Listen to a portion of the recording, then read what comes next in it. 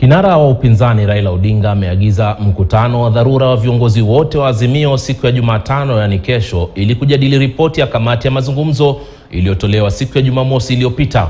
Baadaye Raila Odinga atatangaza msimamo wa pamoja wa Azimio kuhusu ripoti hiyo iliyoungwa mkono tayari na Rais William Ruto. Mwanahabari David Mudhoka na maelezo zaidi. Kinara wa upinzani Raila Odinga atatangaza iwapo anaunga mkono au anapinga ripoti ya kamati ya majadiliano hapo kesho.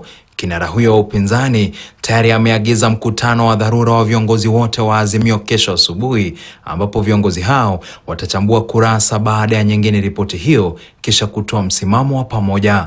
Huenda majadiliano hayo ya kesho hata hivyo yakachacha, kwani baadhi ya vyama ndani ya Azimio vimetoa misimamo kinzani kuhusu ripoti hiyo. Baadhi ya vyama ambavyo havitaki kamwe ni kiwemo chama cha Martha Karua cha Kenya na kile cha Eugene Wamalwa cha DAP-K.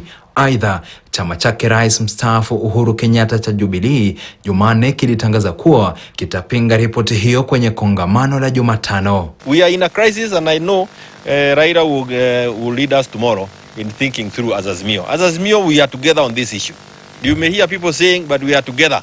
That kwamba yale ambayo yanawahusu wa Kenya hayakujadiliwa. Jeremiah Kioni ambaye ndiye katibu mkuu wa Jubilee alizungumza wakati kuna madai kuwa kinara wake Uhuru Kenyatta hajawahi kuunga mkono mazungumzo kati ya upinzani na serikali na kwamba hata alijaribu kuvuruga mambo. Kioni hata hivyo alikana madai hayo.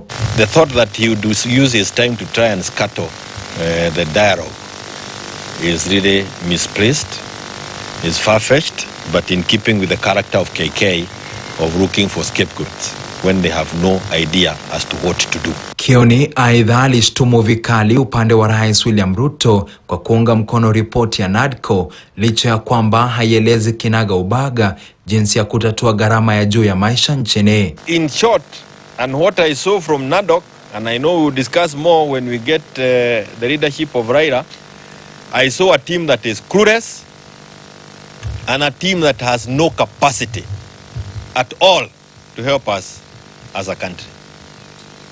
And that you can tell from the dismissive manner William talked about when he was in charge. Na sijui kwa nini akitaka kuongea na madharau anakuja tu Mount Kenya. Kioni alizungumza baada ya kuongoza mkutano ulioleta pamoja wanachama na wafanyabiashara kutoka Nairobi katika makao makuu ya Jubilee hapa jijini.